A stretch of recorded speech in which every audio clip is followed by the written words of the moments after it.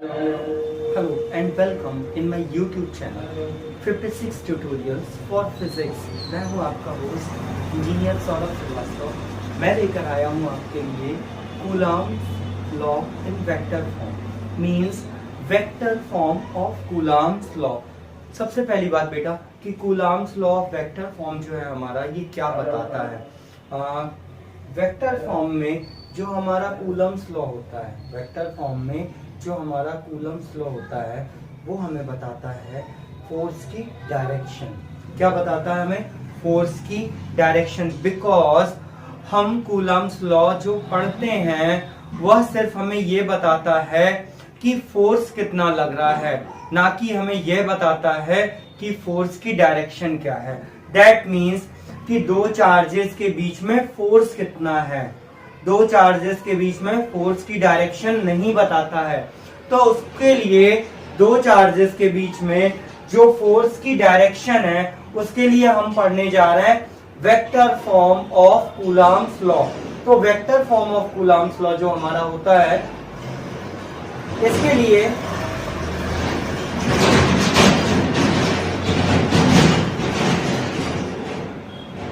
Vector form of Coulomb's law जो होता है हमारा, इसके लिए हमें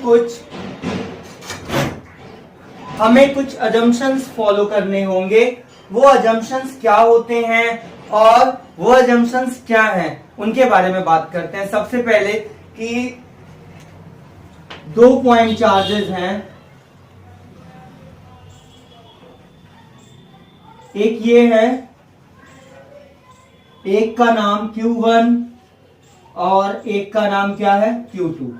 सबसे पहली बात कि बोथ चार्जेस आर सेम, दोनों चार्जेस क्या हैं हमारे? सेम हैं। तो जब दोनों चार्जेस सेम हैं तब बात कर रहे हैं, ठीक। तो कूलम्स लॉ के अकॉर्डिंग जो हमारा फोर्स लगता है वो line joining between the two charges लगता है। इन दोनों की जो लाइन ज्वाइनिंग होती है इस पे लगता है। इस डिस्टेंस को अपन लोग क्या बोलते हैं? आर। इस डिस्टेंस को अपन लोग क्या बोलते हैं बेटा? आर, ठीक। तो हम आर में, इस डिस्टेंस में दो तरीके से देख सकते हैं। क्या? एक Q1 से Q2 और एक Q2 से Q1। तो जो नोटेशन की मैं बात कर रहा था वो सबसे पहले कि किसी भी फिजिकल क्वांटिटी को, किसी भी फिजिकल क्वांटिटी के मैग्नीट्यूड मतलब न्यूमेरिकल वैल्यू, उसको वेक्टर क्वांटिटी कैसे बनाएं। सबसे पहली बात, अगर किसी भी मैग्नीट्यूड को वेक्टर बनाना होगा, क्या बनाना होगा? वेक्टर। तो हम उसमें यूनिट वेक्टर का मल्टीप्लाई कर देते हैं। क्या करते हैं? यूनिट वेक्टर का मल्टीप्लाई कर देते हैं। Is that clear? तो इससे क्या मिलता है हमें? देखिए, यूनिट मतलब होता है 1। यूनिट मतलब कितना होता है? 1। तो यूनिट वेक्टर से मल्टीप्लाई करने पे उसका मैग्नीट्यूड वही रहता है, मैग्नीट्यूड में कोई चेंज नहीं होता, बट हमें क्या मिल जाती है? डायरेक्शन। हमें क्या मिल जाती है बेटा? डायरेक्शन। तो यूनिट वेक्टर से मल्टीप्लाई करके हम किसी भी मैग्नीट्यूड को वेक्टर बना लेते हैं। इज दैट क्लियर बेटा? तो अब देखिए, ये जो हमारा चार्ज Q1 है ये Q2 पे रिपल्शन का फोर्स लगा रहा। बेटा ये जो चार्ज हमारा Q1 है ये Q2 पे कौन सा फोर्स लगा रहा? रिपल्शन का। तो Q1 इसको पुश करेगा इस डायरेक्शन में, Q1 जो होगा वो इसको पुश करेगा इस डायरेक्शन में, और Q2 जो इसको पुश करेगा वो इस डायरेक्शन में, क्योंकि फोर्स जो लगता है वो line joining between the two charges लगता है। तो Q1 को कौन रिपेल कर रहा? Q2।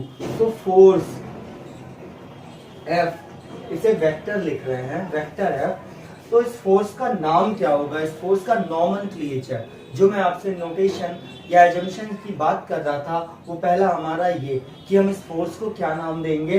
दोनों चार्जेस एक दूसरे पे Q1 और Q2 फोर्स लगा रहे हैं, सॉरी, दोनों चार्जेस Q1 और Q2 एक दूसरे पे रिपल्शन का फोर्स लगा रहे हैं। तो Q2 इस Q1 को क्या कर रहा?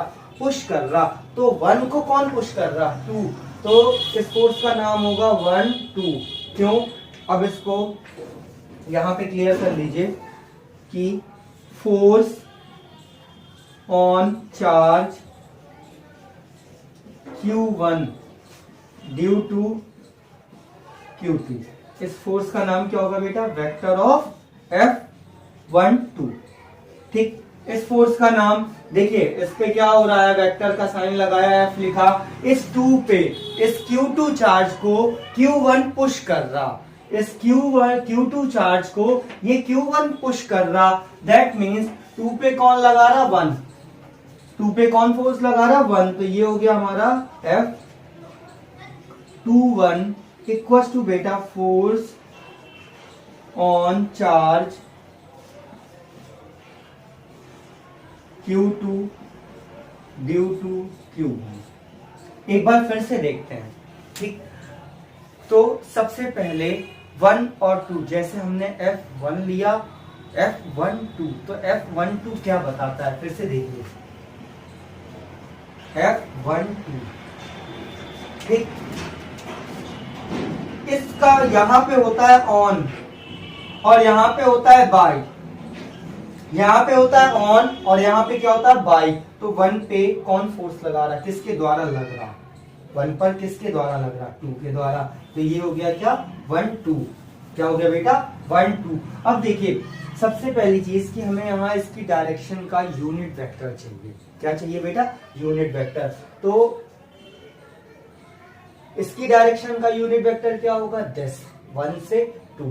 तो आर कैप 1 2 और इसका दिस, ये क्या हो जाएगा? आर कैप 2 1, आर कैप 1 2 और are cap 2 1।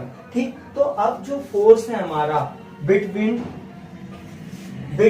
To same charges, जो दो सेम चार्जेस के बीच में हमारा फोर्स आ रहा, उसका मैग्नीट्यूड कितना आ रहा? F12 इक्वल्स टू 1 अपॉन का 4 पाई epsilon nought Q1 Q2 upon का R स्क्वायर। ये कूलम फोर्स हो गया हमारा। अगर हम इसमें ये फोर्स कौन सा है बेटा? F12, तो इसकी डायरेक्शन का जो यूनिट वेक्टर होगा क्या होगा? वो 2 से 1। क्या होगा? 2 से 1। तो R कैप कौन सा लोगे? F12 की डायरेक्शन का यूनिट वेक्टर बेटा R कैप 2 1। तो ये क्या हो गया हमारा? R cap 2 1। Equation first. Okay, यहां पे जो हमारा वेक्टर ऑफ F21 है इज इक्वल टू 1 अपॉन का 4 पाई एप्सिलॉन नॉट, और इसकी डायरेक्शन का यूनिट वेक्टर देखिए बेटा Q1 Q2 अपॉन का R square multiplied by R cap 1 2, multiplied by R cap 1 2। अच्छा, ये देखो कि ये दोनों इक्वेशन तो सेम लग रही, तो इसमें डिफरेंस किस बात का है? यूनिट वेक्टर का। किसका? इसकी डायरेक्शन अपोजिट है। डायरेक्शन कैसी है? अपोजिट है। तो R cap 1 2 and R cap 2 1 are opposite vectors. Okay, so हम इसे क्या लिख सकते हैं? R cap 1 2 equals to minus का R कैप 2 1 लिख सकते हैं या नहीं? लिख सकते हैं, बिल्कुल। क्यों लिख रहे हैं? क्योंकि ये माइनस है, अपोजिट है, और माइनस साइन क्या बता रहा? कि दोनों अपोजिट हैं। दोनों का मैग्नीट्यूड तो सेम है बट डायरेक्शन क्या है? अपोजिट है। तो माइनस साइन यहाँ पे अपोजिट डायरेक्शन बता रहा। Is that clear? ओके, तो अगर ये अपोजिट हैं, तो अगर R12 की जगह पे, इसकी जगह पे ये पुट कर दो तो सेम हो जाएगा। तो क्या होगा? सो फोर्स कितना होगा बेटा? माइनस का F21। फोर्स क्या होगा? माइनस का F21। ये हमारा आ गया फोर्स। क्या किसका? जब दोनों चार्जेस क्या हो? सेम हो। जब दोनों चार्जेस सेम हो। तो एक चीज देखकर क्या मिल रही कि फोर्स जो है हमारा वो क्या बता रहा कि जो हमारा कोलंबियन फोर्स है, जो हमारा दो चार्जेस के बीच में कूलम का फोर्स है, वो Newton third law of motion को फॉलो करता है। मतलब ये जो दोनों चार्जेस हैं हमारे, ये जो दोनों चार्जेस हैं Q1 एंड Q2, ये एक दूसरे पे इक्वल एंड अपोजिट फोर्स लगाते हैं। सॉरी एक दूसरे पे अपोजिट फोर्स लगाते हैं, मतलब उनका मैग्नीट्यूड इक्वल है और डायरेक्शन क्या है, अपोजिट है। उनकी डायरेक्शन क्या है, अपोजिट है। ये कब का केस था, जब हमने बात की थी कि दोनों चार्जेस हमारे क्या है, सेम है। दोनों चार्जेस हमारे क्या है, सेम है। अब बात कर रहे हैं कि दोनों चार्जेस अपोजिट हैं। तो अगर दोनों चार्जेस अपोजिट हैं तो यहां पे दोनों चार्जेस अपोजिट के लिए ये वाला अगर माइनस है तो इस वन पे कौन फोर्स लगा रहा, 2। तो ये कौन सी डायरेक्शन है, F12, और ये इधर कौन सी, F21 वेक्टर का, F12 और F21। इस बार जो फोर्स है F12 उसकी डायरेक्शन का यूनिट वेक्टर 12 है, और ये जो फोर्स है हमारा 21 उसकी डायरेक्शन का यूनिट वेक्टर क्या है, 21। ये जो फोर्स है हमारा 12 इसकी डायरेक्शन का यूनिट वेक्टर क्या है, 12 R12 कैप, ठीक। और ये जो फोर्स है हमारा 21 इसकी डायरेक्शन का यूनिट वेक्टर कौन सा है, 12। Is that clear. तो अगेन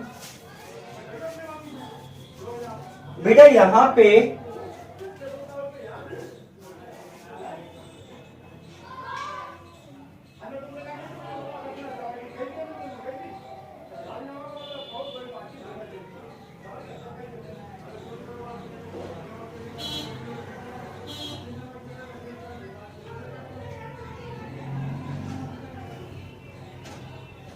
ओके तो इस फोर्स जो हमारा वेक्टर F12 है इसकी डायरेक्शन का यूनिट वेक्टर R12 का कैप, R कैप 12, और इसकी डायरेक्शन का यूनिट वेक्टर R कैप 21। तो अभी भी दोनों वेक्टर्स क्या है, अपोजिट हैं। दोनों वेक्टर्स क्या है, अपोजिट है। तो दैट मीन्स जो हमारा कूलम वेक्टर फॉर्म है या कूलम का रूल है वो थर्ड लॉ को फॉलो करता है, Newton third law of motion को। मतलब both charges exert opposite forces. What are the importance of Coulomb's law in vector form. तो कूलम्स लॉ का वेक्टर फॉर्म में इंपॉर्टेंस समझ में आया क्या, कि both charges exert equal and opposite force first, और दोनों चार्जेस जो फोर्स लगाते हैं वो उनके सेंटर से जो लाइन ज्वाइन होती है उस पे लगता है। किस पे लगता है, जो सेंटर से लाइन ज्वाइनिंग होती है। दैट मीन्स बेटा कि दोनों सेंट्रल फोर्स है। कूलम्बियन फोर्स जो है हमारा वो कौन सा है, central force. Is that clear. Coulombian force जो है हमारा वो कौन सा है बेटा, सेंट्रल फोर्स। ये क्लियर हो गया। तो अब हमसे पूछा क्या जाता है,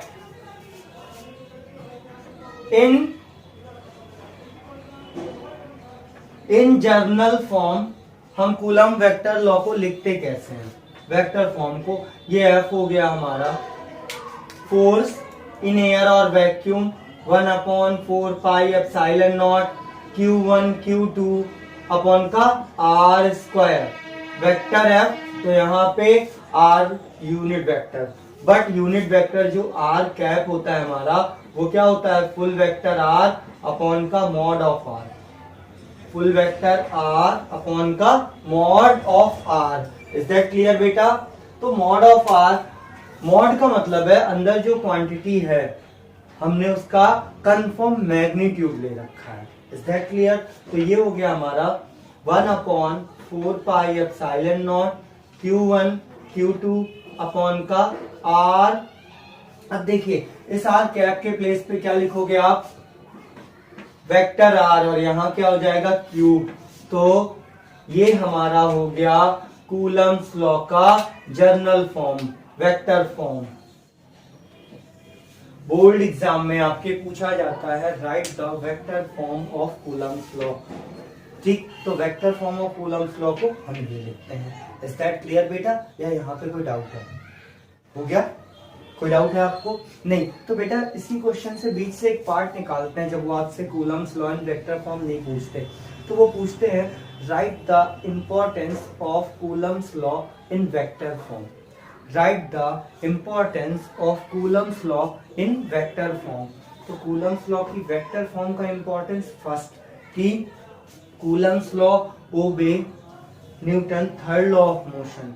Coulomb's law obey Newton third law of motion and they are central force. They are central force क्योंकि जो फोर्स एक्ट करता है वो सेंटर से जो लाइन ज्वाइन करती है उस पर एक्ट करता है. फोर्स कहाँ एक्ट करता है? सेंटर से जो लाइन ज्वाइन करती है उस पे. तो this force is a central force. Is that clear? Okay guys, अब हमारी बात हो चुकी है इंपॉर्टेंस ऑफ कूलम्स लॉ की इन वेक्टर फॉर्म. अब बात करेंगे what are the importance of Coulomb's law. What are the importance of Coulomb's law. ये क्लियर है?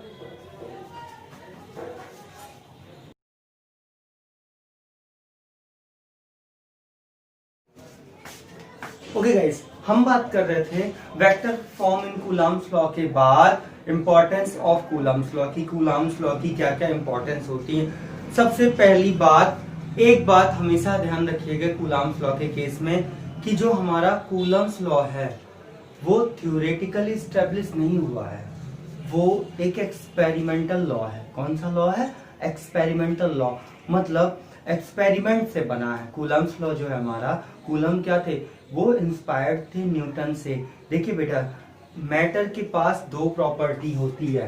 किसी भी मैटर के पास दो प्रॉपर्टी होती है. एक होता है मास और एक होता है चार्ज. इन्हीं दो प्रॉपर्टीज की वजह से मैटर दो तरीके के फोर्स लगाता है. इसी दो प्रॉपर्टी की वजह से मैटर जो है वो दो तरीके के फोर्स लगाता है. पहला फोर्स मास के कारण ग्रेविटेशनल फोर्स लगाता है. अगर किसी भी बॉडी के पास मास है तो वो ग्रेविटेशनल फोर्स लगा सकती है. और अगर किसी भी बॉडी के पास चार्ज है तो वो इलेक्ट्रोस्टैटिक या इलेक्ट्रोमैग्नेटिक फोर्स लगा सकती है. Is that clear? तो दो चार्जेस के बीच में जो हमारा फोर्स आता है, देखिए मैटर के पास मास है, ठीक, और मैटर के पास चार्ज है. दोनों ही मैटर की प्रॉपर्टी हैं. तो जो फॉर्मूला मास के लिए होगा वही फॉर्मूला चार्ज के लिए भी होना चाहिए. इसी पॉइंट ऑफ व्यू से कूलम ने न्यूटन का जो ग्रेविटेशनल लॉ है उसको बेस बनाकर इस फॉर्मूले को डिजाइन किया. तो जो हमारा न्यू कूलम्बियन फोर्स है या कूलम लॉ है, ये हमारा एक्सपेरिमेंटल लॉ है. ठीक, ये एक्सपेरिमेंटल लॉ है, इसे थ्योरेटिकली स्टेब्लिश नहीं किया जा सकता. This is first importance. This is first important. It is a theoretical law and it can not be established.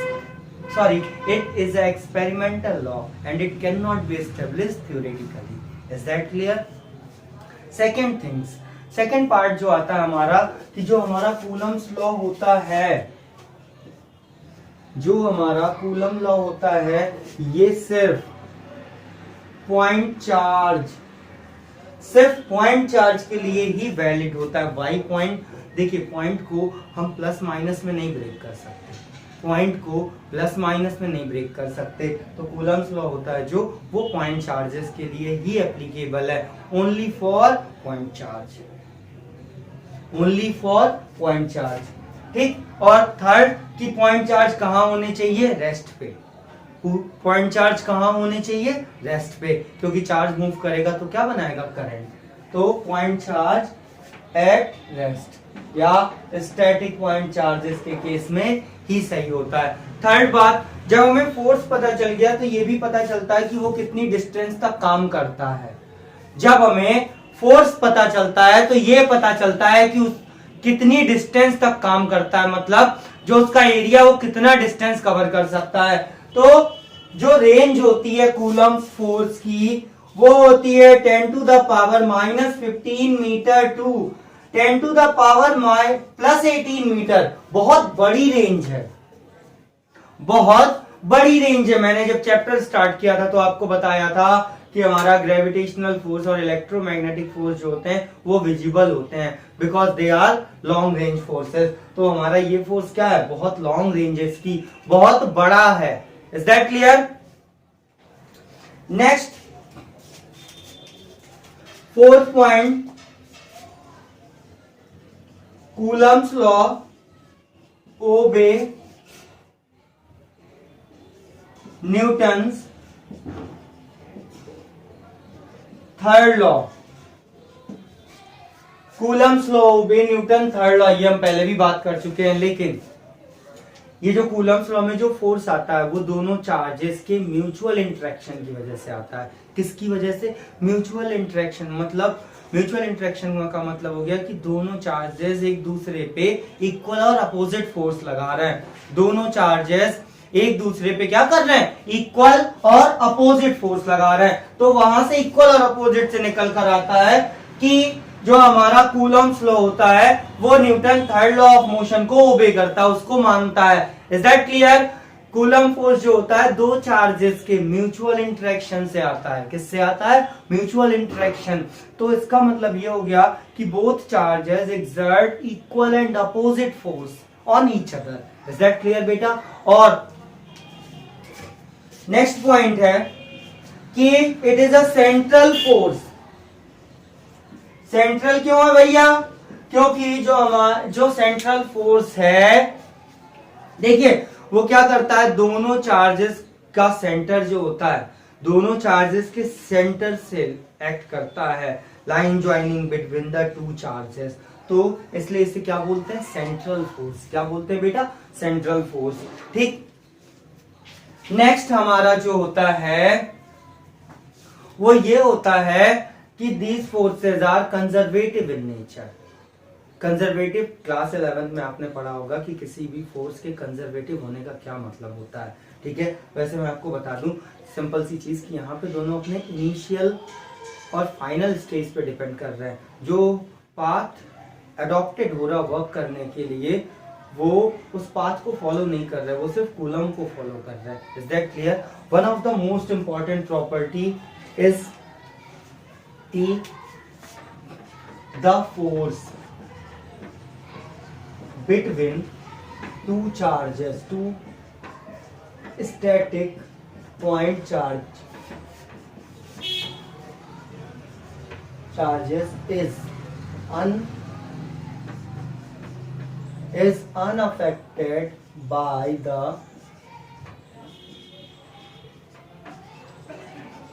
the presence of other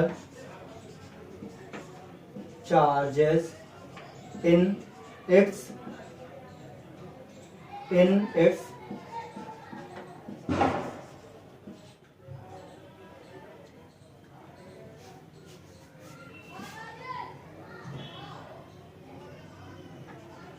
neighbourhood. मतलब क्या है बेटा इसका? ये 7 नंबर है आपका। ठीक। The force between two static point charges is unaffected, completely unaffected by the presence of other charge in its neighbourhood. इसको समझिएगा। ठीक है, ये ए पॉइंट है, ये बी पॉइंट है, इन दोनों के बीच में दोनों प्लस चार्ज हैं।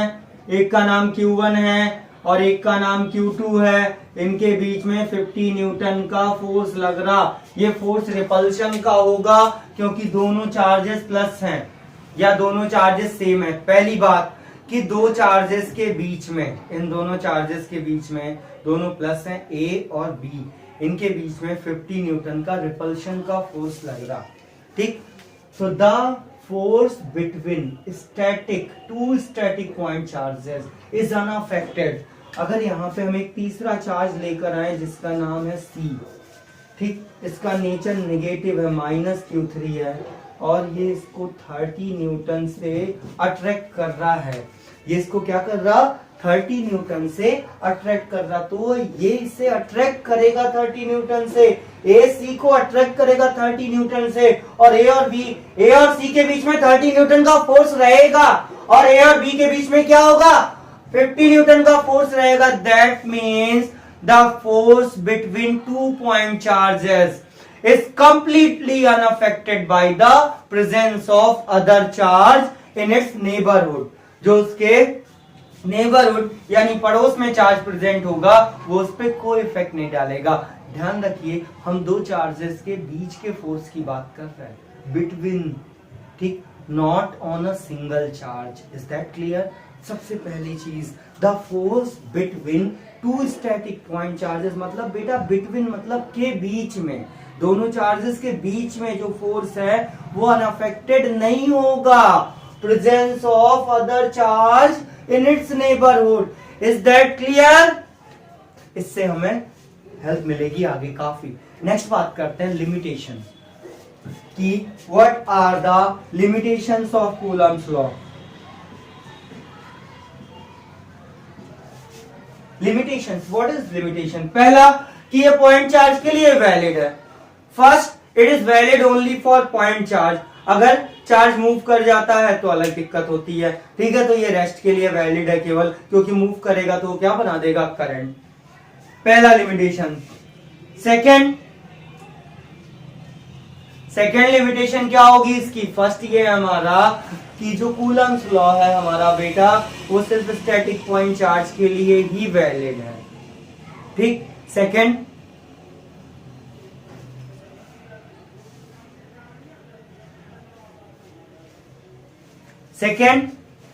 First, it is valid for point charge at rest. अगर चार्ज मूव करेगा तो उसके लिए ये वैलिड नहीं है, इसे मॉडिफाई करना पड़ेगा। सेकेंड, आपको पता है दो चार्जेस के बीच में जो फोर्स होता है, दो चार्जेस के बीच में जो फोर्स होता है, अगर उसमें हम मीडियम लाएं तो फोर्स क्या होता है? चेंज। जैसे बेटा ये दो चार्जेस हैं हमारे, एक है Q1, अगर इन्हीं चार्जेस को, अगर हम इन चार्जेस के बीच में इस तरीके से कोई मीडियम पुट कर दें,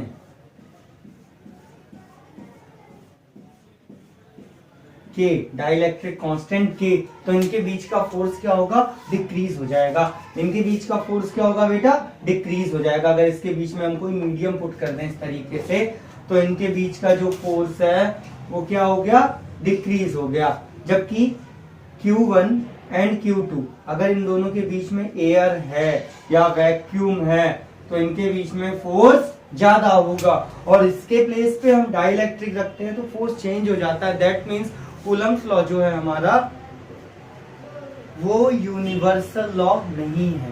यूनिवर्सल का मतलब कि उसकी वैल्यू चेंज नहीं होनी चाहिए, बट दो चार्जेस के बीच में जैसे ही हम कोई मीडियम डालते हैं तो क्या होता है कि फोर्स हमारा डिक्रीज कर जाता है। फोर्स क्या होता है? डिक्रीज। क्यों भैया? क्योंकि परमिटिविटी चेंज हो जाती है।